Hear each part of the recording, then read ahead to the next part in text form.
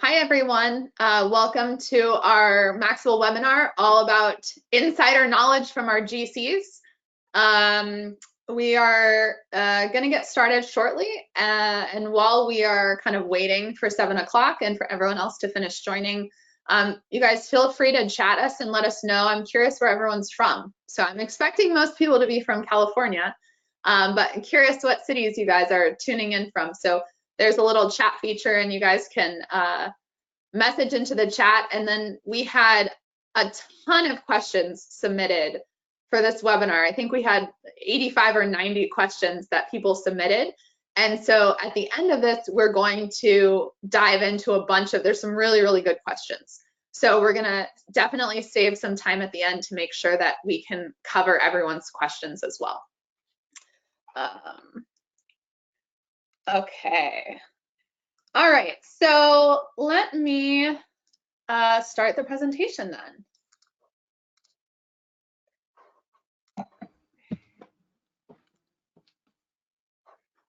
Okay, welcome everyone to our Insider ADU tips, things only our GCs can tell you. As you guys know, we do Maxable webinars fairly regularly, and they're designed as a way for us to help get you guys insider information on all things ADUs. Before we jump in, just a quick intro. I think most of you are familiar with Maxable, but Maxable is an ADU educator and an advocate. We can help you do design work. We can help you evaluate your property. And we want to be a resource for homeowners. So, you know, we operate predominantly in the San Diego, Los Angeles, and Bay Area. We offer home evaluations, which I'll kind of touch on a little bit later, but we've conducted well over 400 of those now.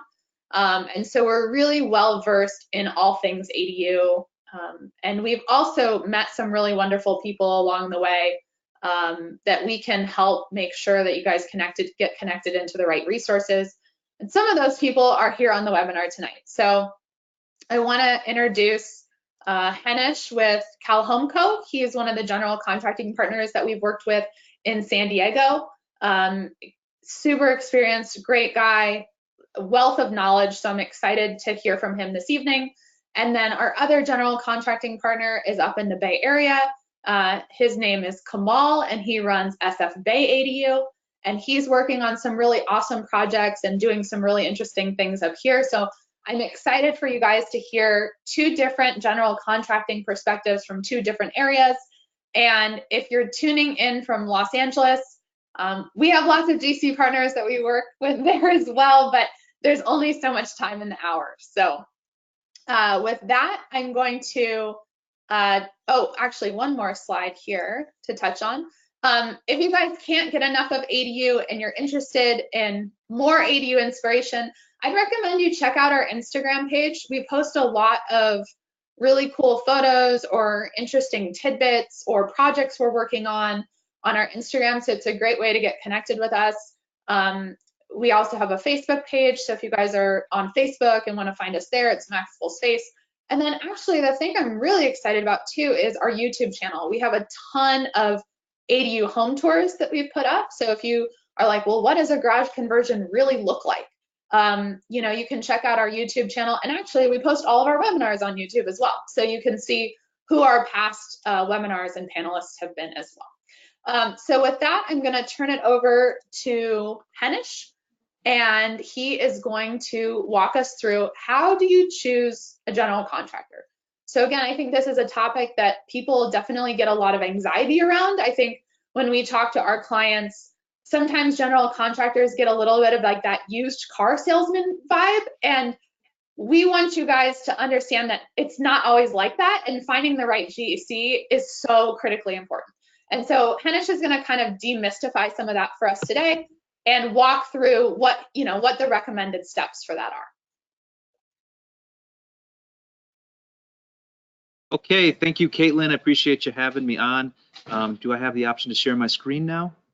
I'm going to send that over to me. Sadie should give you access now.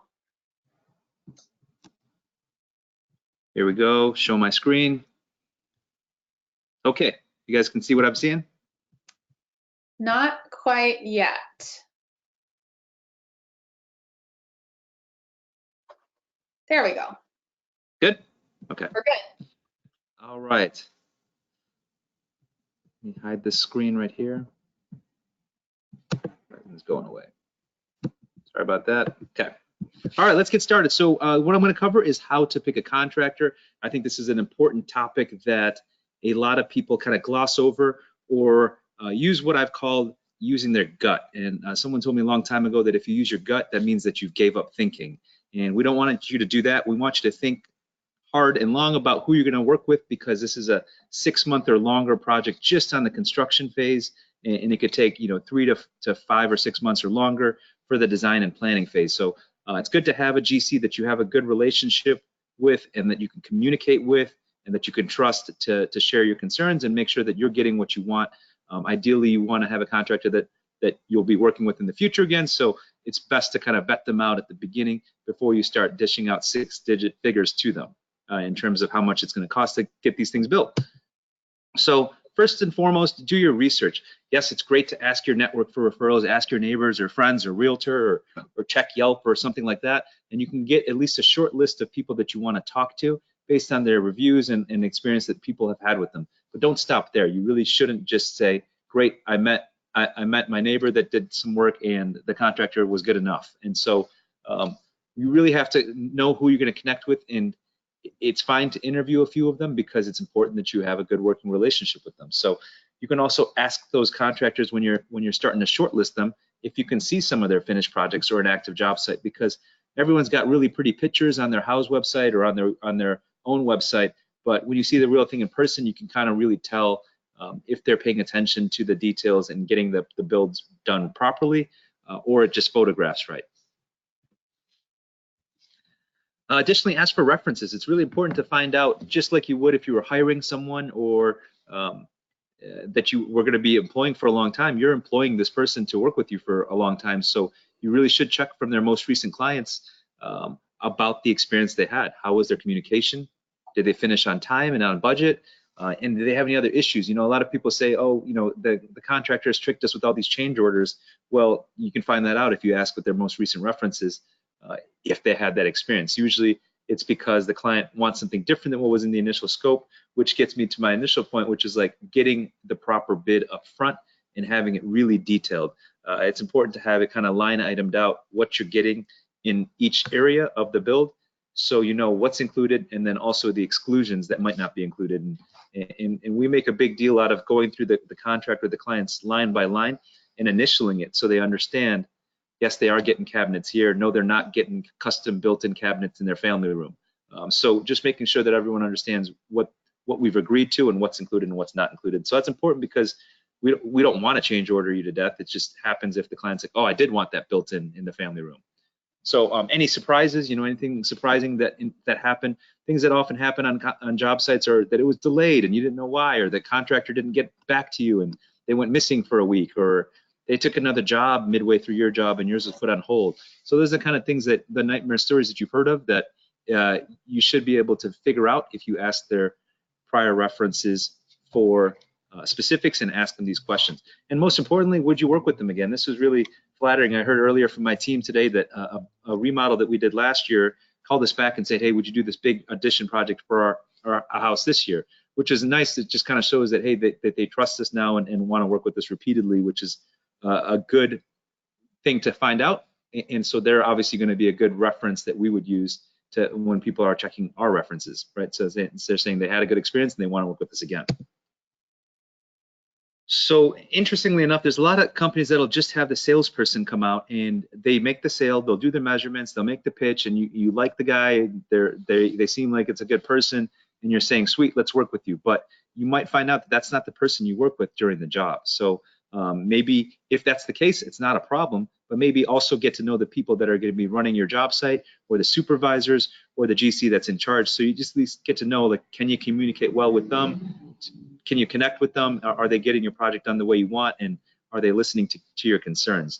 It really does come down to communication and having a good relationship. So it's really important to vet that out at the beginning. That's going to be my mantra for this presentation, is to be able to really find out who you're working with so it's a good long-term fit for you, because this isn't a weekend or a week-long project. This is several months.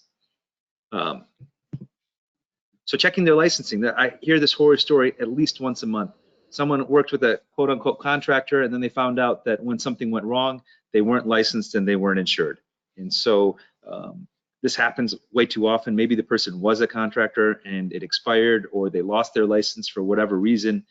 And now you run the risk of getting a job that's done and something wrong happen. There's no recourse, right? You can't go after them. There's no insurance to say this guy screwed my house up, and now it's going to cost me $50,000 to fix it.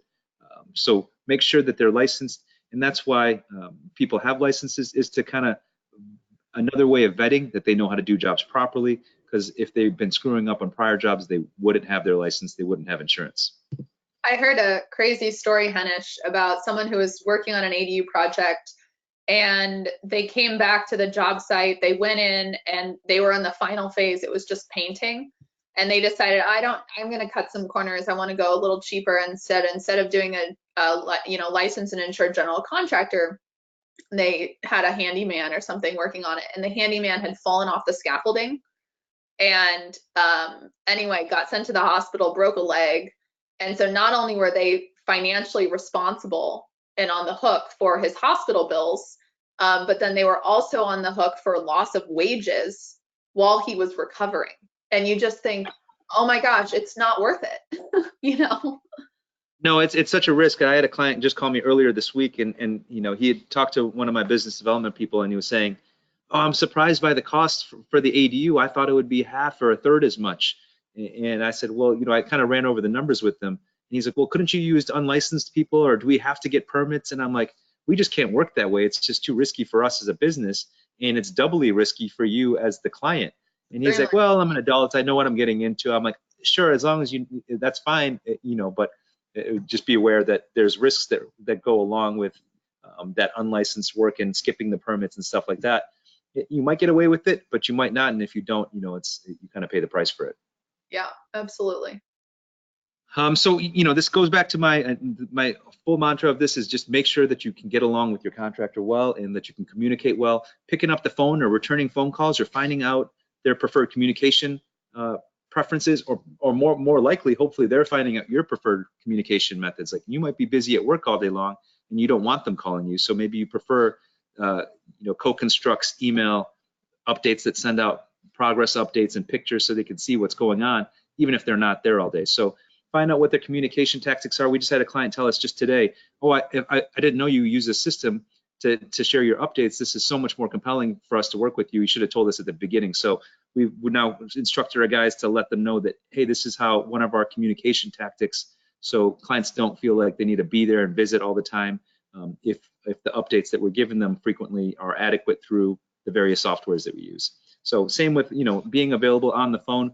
If you've got a contractor that's actually doing all the work, it's hard for them to pick up their phone and answer the calls and get back to you with whatever your concerns are, versus the people that are kind of supervising it and managing it and making sure that everything's working timely and well, and the build quality is going right. So evaluating a proposal, this is just as important. So you've gotten through, you like the person, they communicate well, you're looking forward to working with them. But now when you get your quote, this is a whole nother separate presentation, but basically you really want to make sure that you're comparing apples to apples.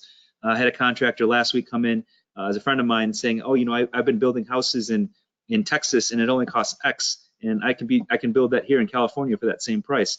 And so I was like, do your research, call some subs and figure that out. And he called me back a week later. He's like, okay, you're right, I can't build it at that price. And so you know, just because they've got experience somewhere else in another state, and you're trying to fly in your uncle or something from, you know, New Mexico to help you build it, don't think that the price that he can build in that area is the same as what it would cost to build in your area, because it's just a fact that if you're in a higher value area like San Diego, LA, San Francisco, anywhere along the coast in California, it is going to cost a little bit more.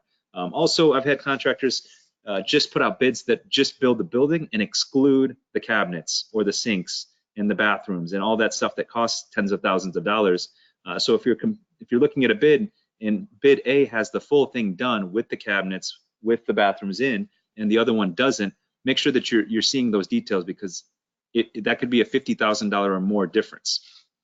We stopped saying the prices of what different ADUs cost on our YouTube channel, because people in other parts of the country would send us like outrageous like hate comments, because you know, 1,000 square foot ADU in Palo Alto cost them, you know, $350,000 or something, which in Palo Alto would be like insane. Like you would just be like, yes, that's the price I want, you know. But if you're in like Kansas City, Missouri, you could buy an entire house for that much, you know. And so we're just like, okay, we're gonna tone down how much we're telling people these are costing on the internet.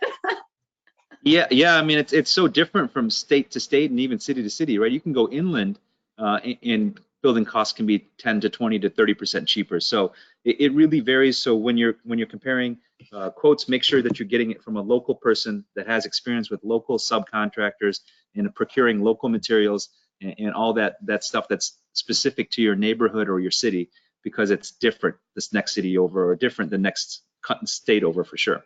Mm-hmm. So cost isn't the only factor. It's also important to figure out what kind of quality of material that you're getting. That's why it's really helpful to see an existing project that they've done or just recently completed, or other work that they're worked on, or if they've got a showroom like we're fortunate enough to have, to see the actual materials put together. So you're saying, yeah, this is acceptable, or I want something nicer, or I could use something cheaper to save a few bucks. It's important to know that, because that does make a big difference. You know, the extra few thousand here or there adds up over the course of a big project where you could save $20,000 or $30,000 depending on the materials that you pick.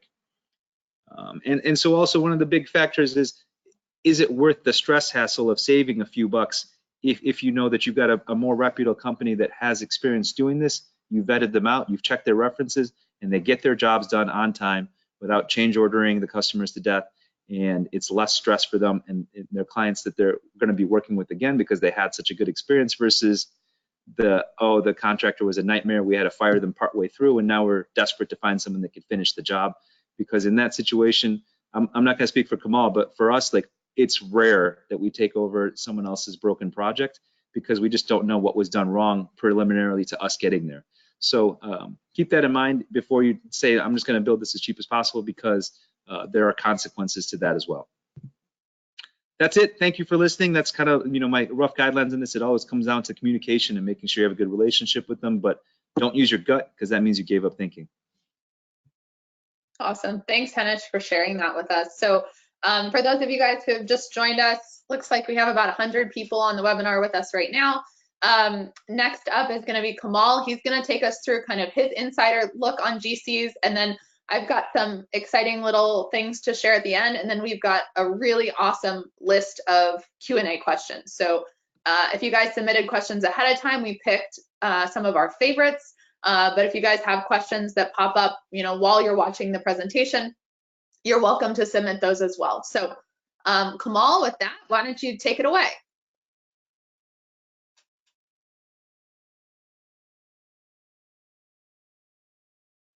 We can see your screen as well, so you're good to go. Hi everyone, how are you? Can you hear me? Yep, we can hear you.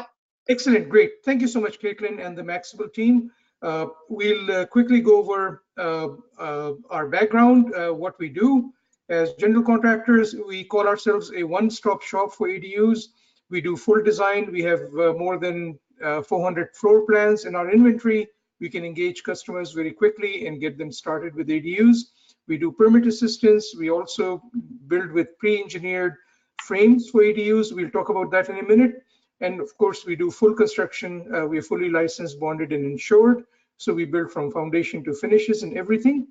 And then we have a lot of excellent partnerships in place, starting with Maxable as our ADU consulting partners, of course, architects, designers, soils engineers, structural engineers, Title 24 processors, and so on. And of course, we have funding resources in place as well for our customers to benefit from. So with that, I'll quickly describe from my GC background many ways to build an ADU. There's of course a conventional stick framing where you can build a foundation, make your utility connections, put a subfloor on the foundation, and then start building the frame for an ADU.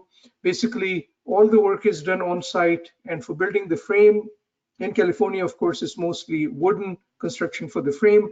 So you're basically hammering every 2x4 or every 2x6 and nailing it to the rest of the frame. So there's a lot of manual labor involved. We'll talk about the pros and cons of that approach on the next slide. And then the second approach of building an ADU or an entire house is building the frame off-site in a place where it can be built usually indoors inside a factory where it can be built with a lot of precision, and then it gets shipped to a job site. So the truck you're seeing in the middle of the picture, that's basically a truck that allows us to bring in up to a 1,000 or 1,200 square foot ADU in one load, and then we assemble the ADU at the job site. We're not busy cutting wood. We're not busy hammering every 2x4 or every 2x6. And then our job is just to assemble an ADU. We'll talk about the pros and cons of that approach in the next slide. And the third approach is doing prefab, where everything gets built off-site.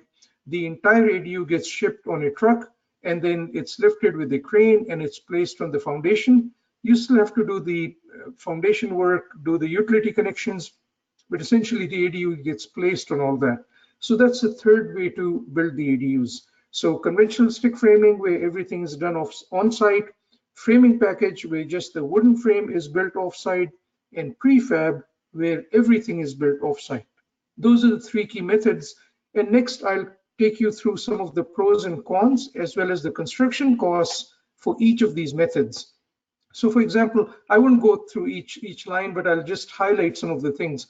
And Paul, let me just jump in here before we scare everyone on the webinar away. These prices are Bay Area prices. So Bay Area is the most expensive place in California to build. So for all of you who are in Southern California or inland California, you can all be happy that you're not paying these prices for construction. And for those of you in the Bay Area that are going, oh God, we're paying so much more than everyone else, your houses are also hopefully worth a lot more as well. So anyway, like I said, it all has to do with the labor market, but you can kind of get an idea of the difference in pricing type, so to speak.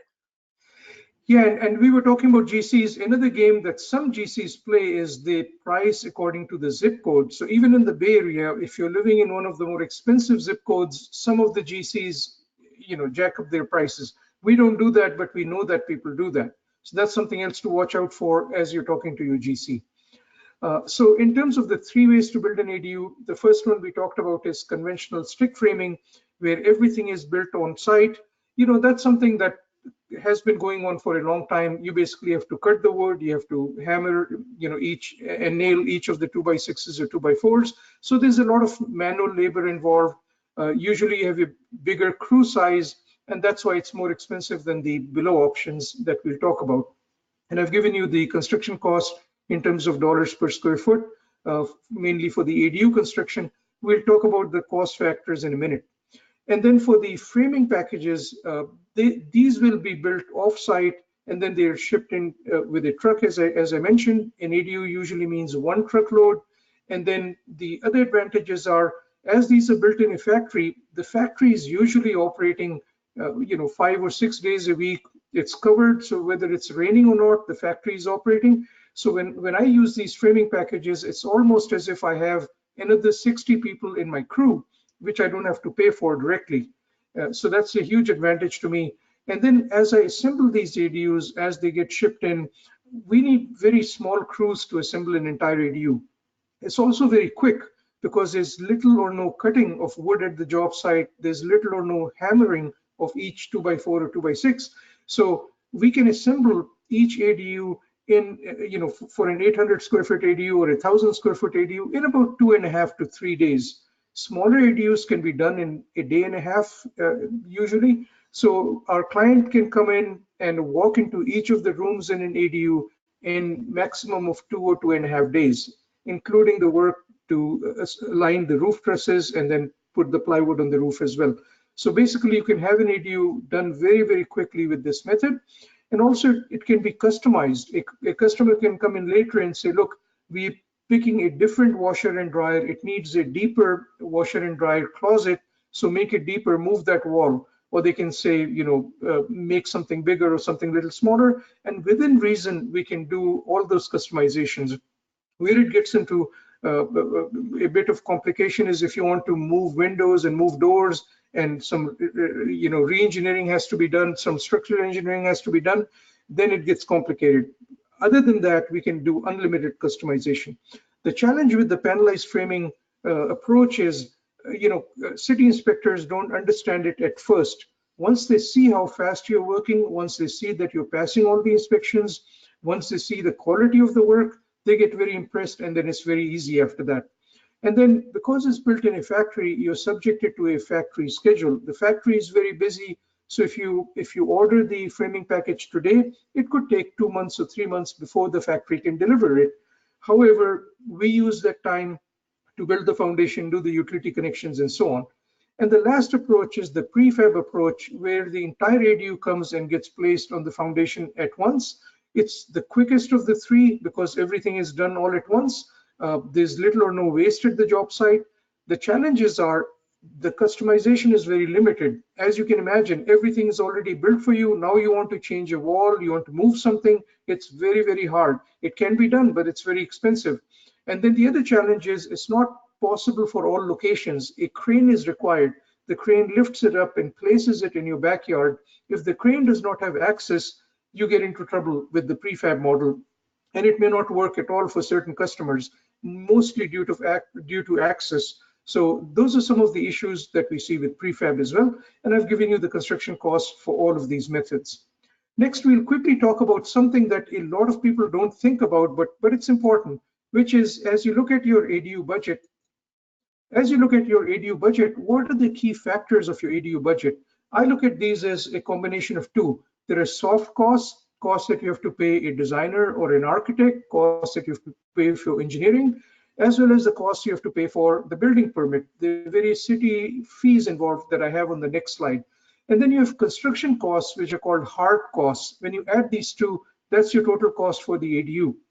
So let's consider building one of these four ADUs on the same lot. Same lot meaning everything else is the same. Same utility connections, same utility trenches, but the size of the ADU is different. And also to equalize these, let's assume these all have 1 bedroom and 1 bathroom. So with that, you'll see that the bigger the ADU gets, the cheaper it gets on a dollar per square foot basis. And you're certainly welcome to do the math. You'll come to the same conclusion. And why is that? Because these fixed costs, foundations, utility trenches, the appliances you put in, HVAC, instant water heater, the finishes for the ADU, all these things add up in cost. And regardless of the size of the ADU, you have to do all that work. You have to build that kitchen, you have to build that bathroom, which are expensive places from a finishing perspective. So as you build the ADU and make it bigger, the cost gets cheaper from a dollar per square foot perspective. The other thing a customer may say is, hey, you want to charge $319 for my ADU, $319 per square foot. It's too expensive. And then my question is, expensive compared to what?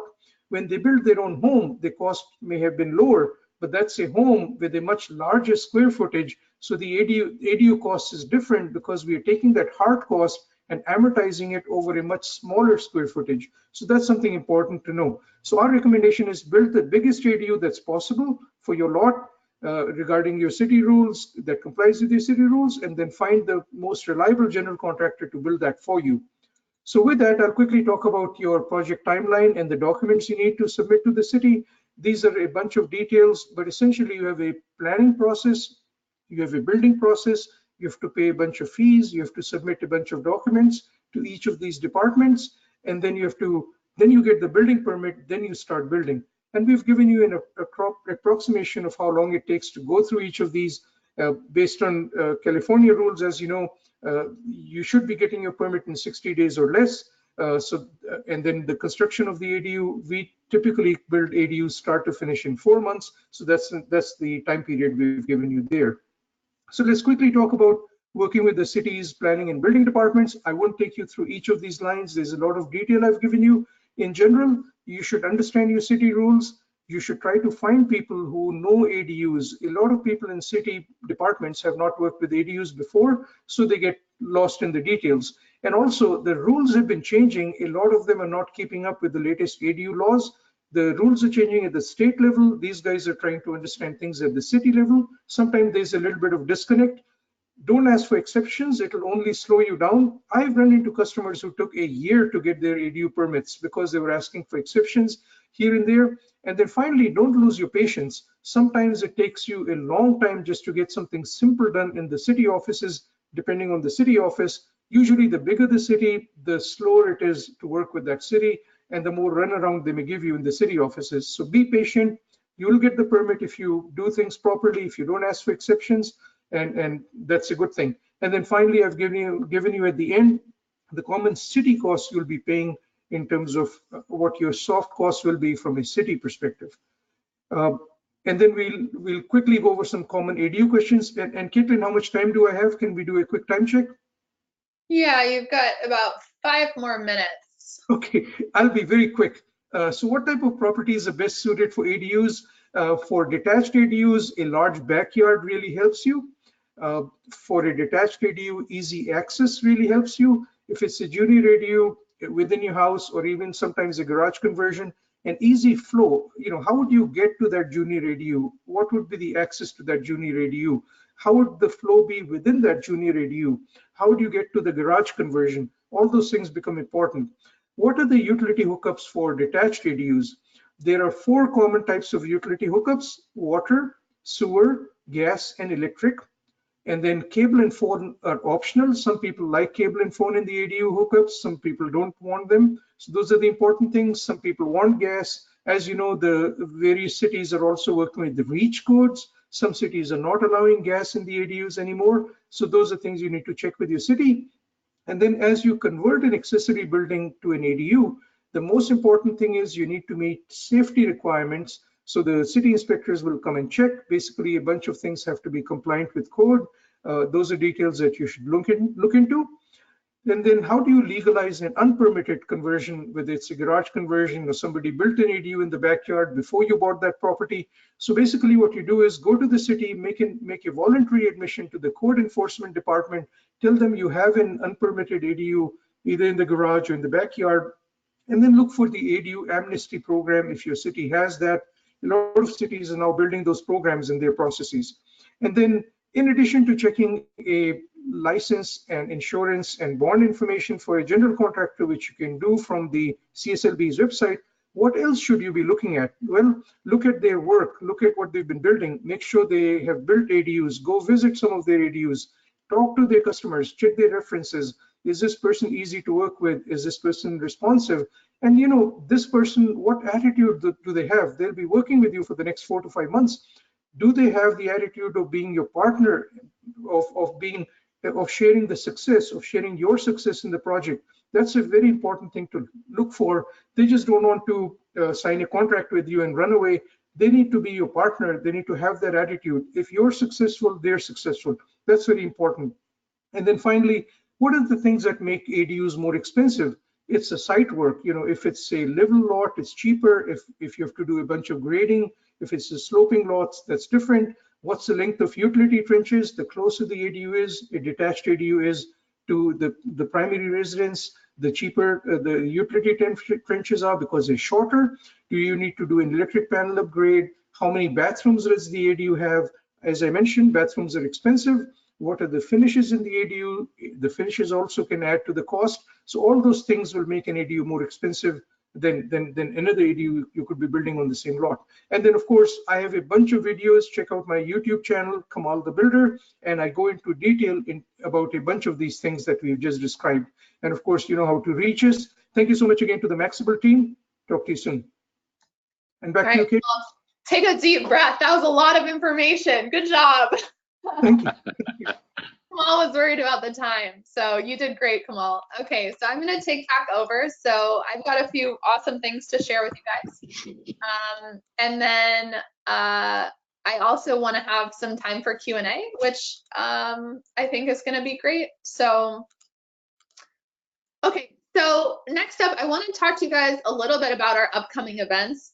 These events I am so excited about. So our LA event, it's coming up February 29th. Our Bay Area event is coming up on April 11th. And just to kind of talk about how fantastic this is going to be. So for the cost of, a couple, like a hamburger, like value pack at McDonald's, you guys are going to get to hear a lineup of, we have Assemblyman Richard Bloom, who wrote one of the big ADU bills that came. He'll be doing the opening remarks for our LA event. So you can thank him in person for removing replacement parking for garage conversions.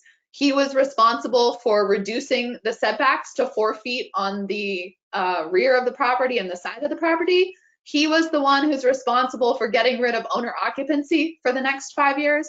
And he was also responsible for saying you can no longer restrict the minimum maximum build size based off the size of the primary dwelling. So in my mind, his bill was one of the most impactful bills that we have seen come to the floor and get passed around ADUs. So he'll be giving the opening remarks to our event.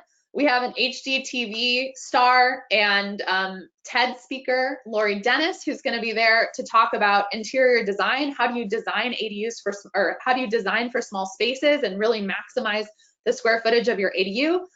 We'll have Matthew Glentz there with the LA City Planning. He's the one who's writing the ADU ordinance that LA will be adopting. And so even if you're not in LA, if you're in LA County or the surrounding kind of Southern California region, there will still be a ton of really, really important information for everyone there. Basically, the event is geared towards if you're building an ADU in California, but if you're in LA City, you'll have access to, being able to hear Matthew in person, he's a phenomenal resource to the community. I will be giving a speech, and there will be a panel of experts who will be there as well. We're pulling together a really fantastic panel that's going to be a mix of architects, general contractors, lenders. We'll have financing experts there. And so if you think about how valuable is your time, we're going to pull every single resource you could possibly need to know what to do with your ADU into one place. So that's worth the money alone of basically being able to connect with all these professionals, people like Kamal, people like Henish, architects, designers, all these people where you guys can get your questions answered. So I would really highly encourage that. And as a little, kind of thank you guys for joining the webinar, I'd like to throw in something special. We're going to give you guys $10 off the tickets for the next 48 hours. So you can use code WEB10 as the code and get $10 off those tickets that make them even more affordable for you guys to join us. And if you know someone who you think would be interested in the event, please pass this along to them. We would love to see as many of you guys as possible. As you guys know, that our mission is to educate and promote ADUs as much as possible. It's something I feel very passionate and excited about. Okay, finally, if you guys are listening to all this and you're thinking, gosh, I want to get started with my ADU, but I'm just not quite sure where to start, consider booking a home evaluation for us. So this is what I kind of hinted at the beginning. We've conducted well over 400 of these home evaluations. And basically, it's a way to help get your questions answered on your specific project. So we put together a personalized property report. Someone's going to come out to your house and walk you through all of the rules and the regulations. As you guys know, that's been changing and kind of updating very quickly. You're going to get to, we can help you measure your site. We can look at regulations for your site. There's cost estimates. We've got cash flow tools. So if you're thinking you want to use this as a rental, we can give you some tools to help you analyze that.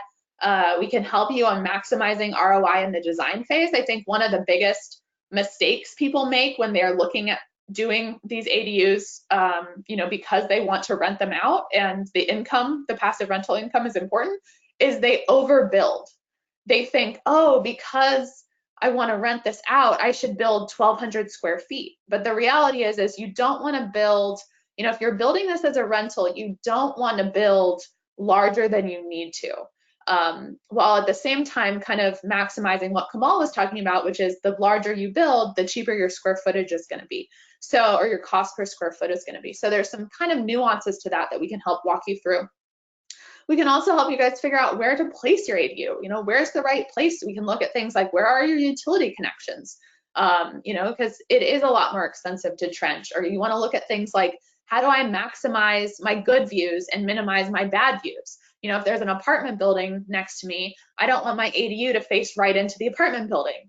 How do I think about privacy and making sure that, things are private for me and for my tenants inside the ADU, or for your parents? You don't necessarily want your parents staring through your kitchen window, or maybe you do want that and you want it to be as close as possible. So we can help you with all of those different things.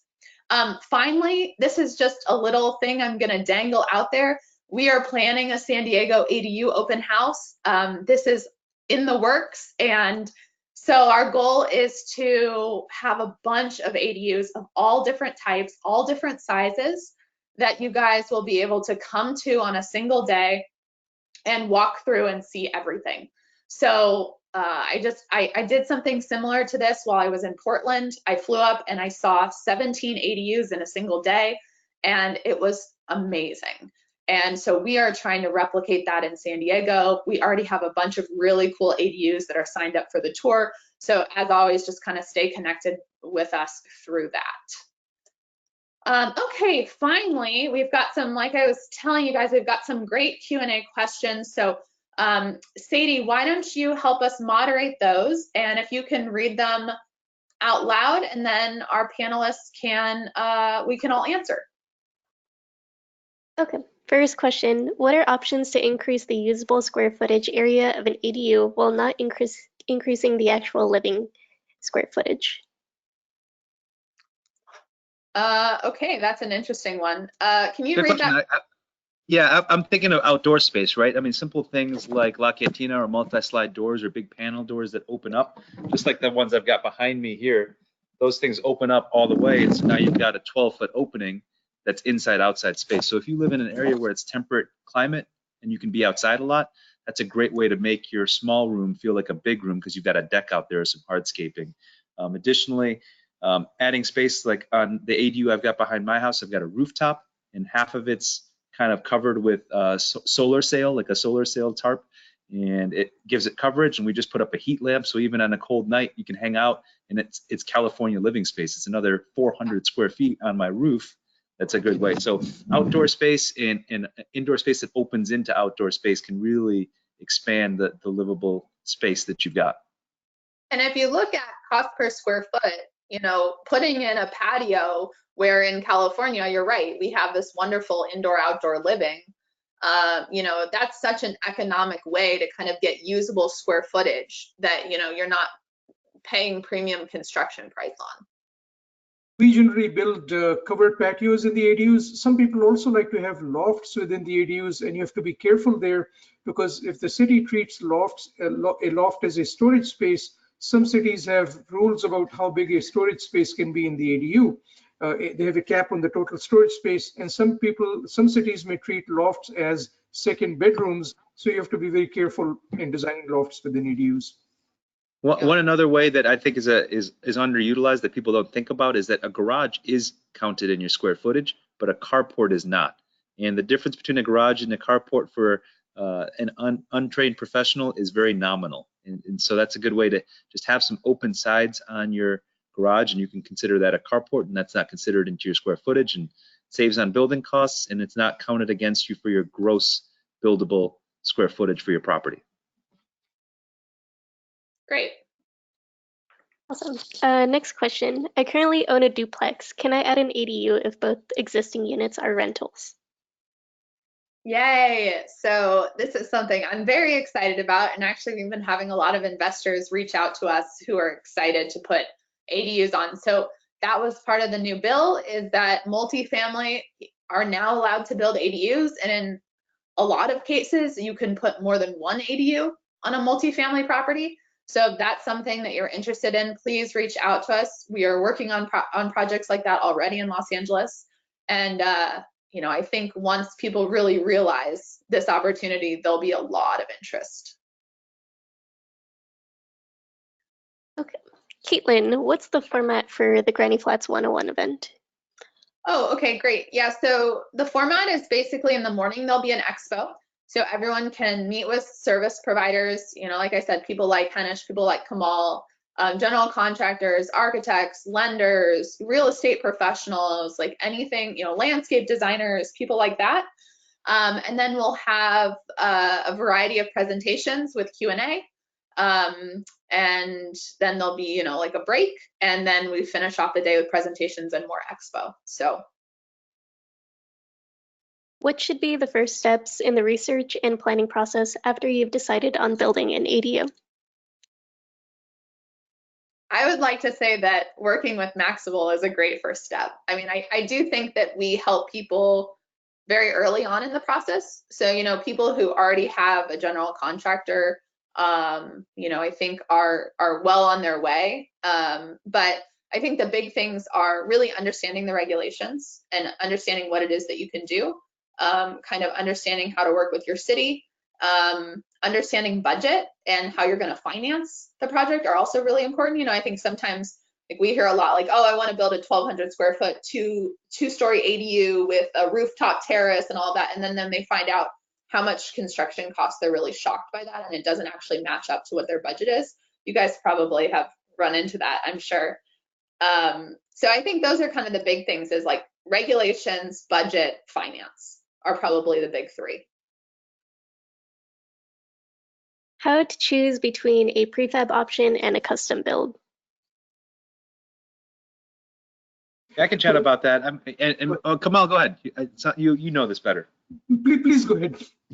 Well, I've just heard it really varies, and that's the truth is that you can spend very little and get something that's very similar to someone's mobile home that's almost a depreciating asset, and that's the problem with a cheap prefab is that it deteriorates so quickly because they use such low quality materials that it might not last longer than 20 years.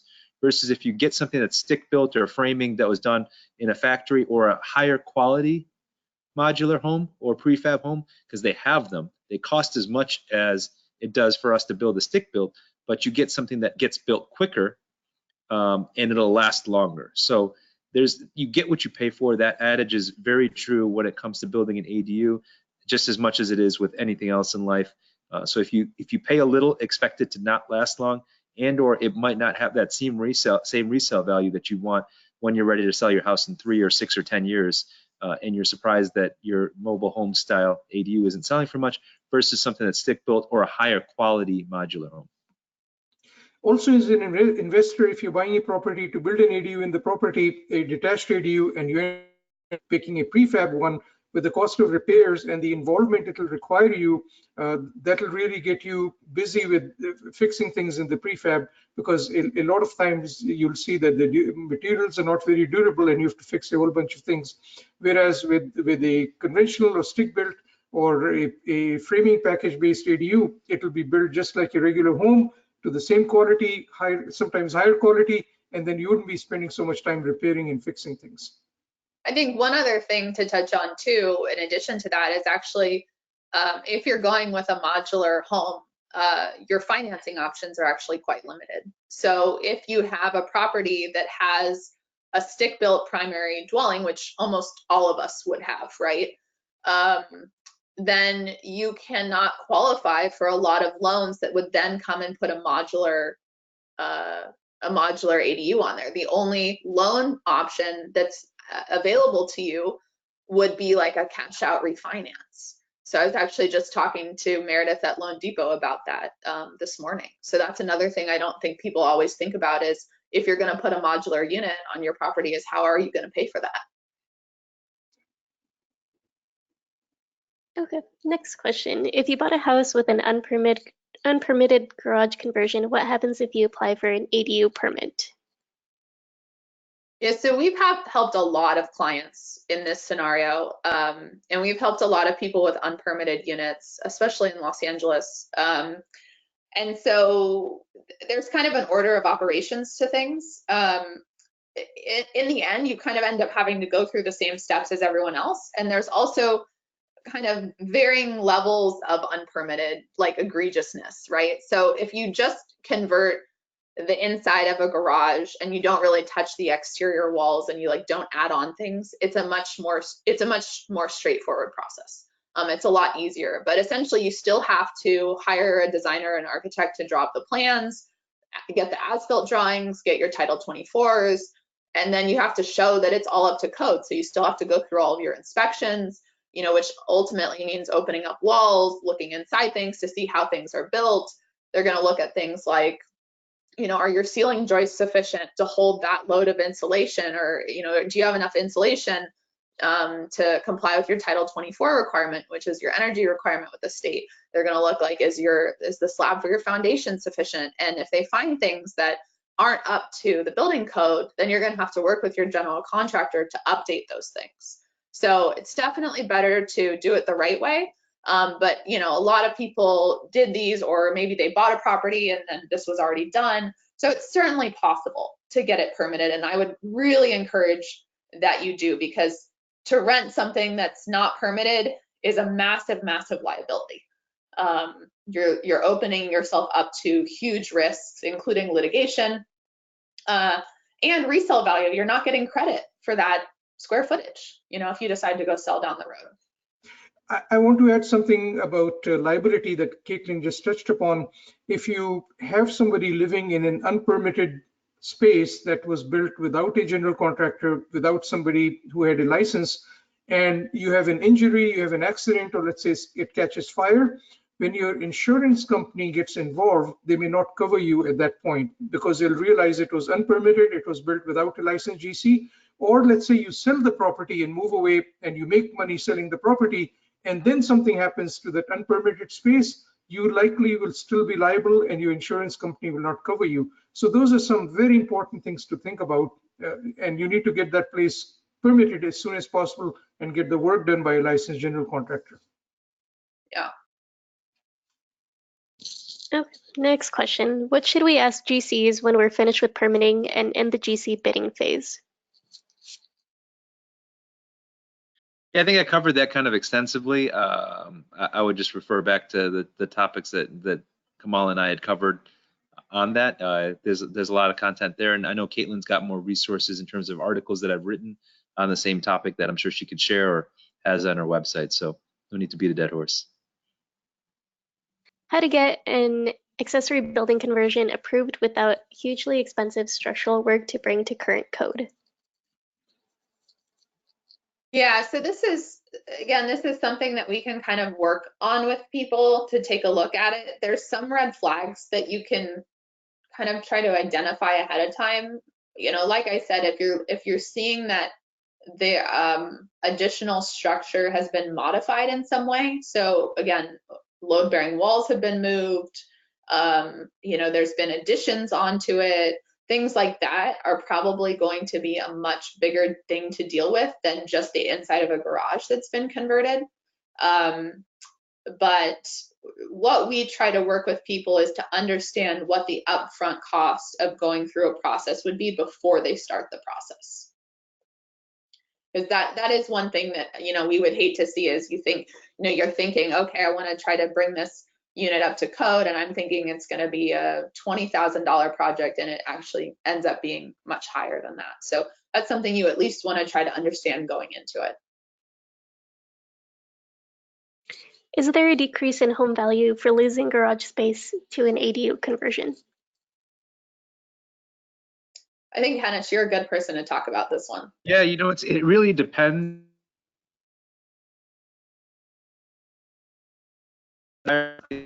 People do want that living space over parking space or storage space, but it depends on your neighborhood. I had this exact conversation on a house that we had acquired that had their garage converted into an ADU. And the question was, do we convert it back into a garage? Because in that part of town, people have a lot of toys like dirt bikes and four-wheelers and stuff, or do we keep it as an ADU? And so ultimately we decided to keep it as an ADU because there was plenty of street parking, and it would have been cheaper to build a new ADU or a shed on the property than to try to convert that back into a garage. So yeah, some people like garages and some people like ADUs. It's just personal preference. If you're asking what it bears in the market, I would ask someone that's trusted advisor in your neighborhood that knows what the market bears. But in most places, that ADU conversion's worth a lot because you can get so much significant income on it. Yeah, I think this is a great question, and this is something I'm really interested to see kind of how this updates over time. My impression of it is that building a standalone unit in your backyard will always bring the highest resale value. You know, if that's something you're concerned about and your budget can afford to build a standalone unit, the standalone unit will bring the highest return on the project. Converting a garage, in my opinion, brings more value than a garage, but Henish is right that it's not always for everyone. Some people really, really want a garage. And so by converting the garage, you know, you have now a flexible space that can be rented, you have space for guests, you can do whatever, you know, you can have your parents live there. a lot more useful than a garage is, but again, some people are going to look for that. So it's something to keep in mind. If I'm still on the fence about building, should I still book a home evaluation? Yeah, I think home evaluations aren't like, we're not trying to steer you down a specific path. We're trying to help you evaluate your options. So we've had people book home evaluations with us before who are just kind of trying to brainstorm or get ideas or thinking about something, and that's totally fine. You know, we've had some people that are like, we show up and they've done their research and they're ready to go, and they kind of just want to bounce it off an expert, you know, before they pull trigger. And we've had some people that are like, well, I'm kind of thinking about it. My timeline is 2 years out. And that's totally fine too. So yeah, I would say that if you're thinking about an ADU, you're kind of on the fence about it, or you're excited to move forward and you just kind of want, you know, someone to hold your hand through it, either way, the home evaluation is a good option. And I would believe that you guys would cover at least a little bit more about the tax and financial implications at those home evaluations, and it's really compelling. It's hard to cover it in this presentation, but if you have the proper tax advisors and tax strategies, it's incredibly compelling how good of an investment this is for your own personal residence or for an investment property. I really have brainstormed with all kinds of professionals, and no one can think of any better investment that you can make in California right now. Well, it's funny because one of the things we walk through people is what we call the 1% rule. So the idea being that whatever property you're trying to invest in, you want to be able to make 1% back every month on what your total cost of the project would be. So for example, and it's possible to hit the 1% rule in, St. Louis, Missouri, for example. You could buy a $100,000 house and rent it for $1,000. But in California, if you buy $1 million house, you're not going to rent it for $10,000 a month. Like, that's just not possible. And so when you look at the math, ADUs are the only way that I've found that you could hit a 1% rule in California, which is insane. You could spend $200,000 on an ADU and easily rent it for $2,000 a month, if not more than that. And there's, other things we help people look at too, Henish. Like, for example, I think a lot of people feel a little kind of sticker shock from the cost of these projects. They're like, whoa, in Southern California, a garage conversion starts at $90,000.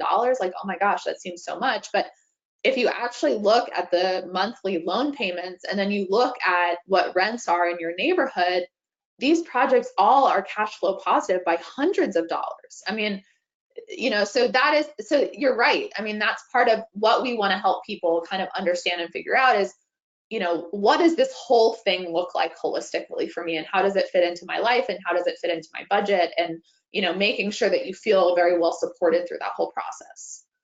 A lot of times, Caitlin, when I go over the numbers with someone roughly, and they can verify it with their own tax strategy persons and their accountants and their mortgage breakers, the conversation then becomes, can you afford not to build this, not can you afford to build it? Because who doesn't want the extra $500 or $1,000 per month in their pocket? Right, and the increase in your property value. Right. And what we do is, go ahead. Yeah, that's it. Go ahead. We've put together a spreadsheet that looks at the ADU build expenses versus the tax benefits you get and the income that it generates and the property value that it enhances. It's a very, very compelling argument, and we'll be happy to share that spreadsheet with some of the viewers. Great, wonderful, Kamal, thank you. So Sadie, I think we have time for one last question before we end it. What are the differences between an ADU and a junior ADU? Oh yes, I'm glad this question came up. So as you guys know, now you can build an ADU and a JADU on your property. And so we're getting tons of people who are like, frothing at the mouth, being like, oh my gosh, now I can put 2 units on my property and I can rent them all out. And isn't this so wonderful? But there are some important things you need to know about JADUs. So JADU previously, prior to January of 2020, it could only be a conversion of an existing bedroom within your primary dwelling. Super lame, like no one wants that, or almost no one wants that. I don't think we had any clients that were interested in that. But now with the new rules, it can be the conversion of any accessory space or a conversion of your part of your existing primary dwelling. So when I say conversion of accessory space, what does that mean? It can be a garage now. or it could be like a carport, or it can be part of your house. And so the opportunities for a JADU are huge, because you could do a garage conversion as your JADU, and then you can build a standalone unit as your ADU on your backyard. And this is for any type of zoning. Now, you are going to want to be careful, because in some jurisdictions, like for example, Los Angeles requires that the garage be attached, an attached garage. It can't be a detached garage. But there's nowhere in the state code that says that that's why it needs to be that way. So again, this is something we can help you guys work through. But here's the big caveat. So everyone's like, oh my gosh, this sounds amazing, right? Here's the big caveat. JADUs are not exempt from owner occupancy requirements. They require owner occupancy. That's the thing everyone gets wrong. So if you're building an ADU and you're building a JADU and you've got your primary dwelling, it has to be owner occupied. You have to live in one of those 3 spaces.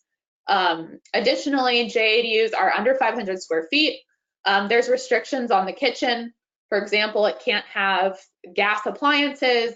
It can't have appliances that require over 120 electrical volts. So there's some other things that you want to look at with the JADU, but for some people, yes, it's a wonderful option. And am I hopeful in the future, you know, owner occupancy requirements for JADUs might be, you know, released? That would be fabulous, but I haven't heard any news of that being the case yet. So anyway, just for everyone to know. Awesome. Okay, guys, well, I think that just about wraps it up. Henish and Kamal, thank you guys so much for joining us and taking time out of your busy nights to educate us all on this topic. I really, really appreciate your guys' insights. And we'll be sending an email out as well with the link to the events and some of those useful resources we talked about tonight. And thanks, everyone. Have a wonderful evening.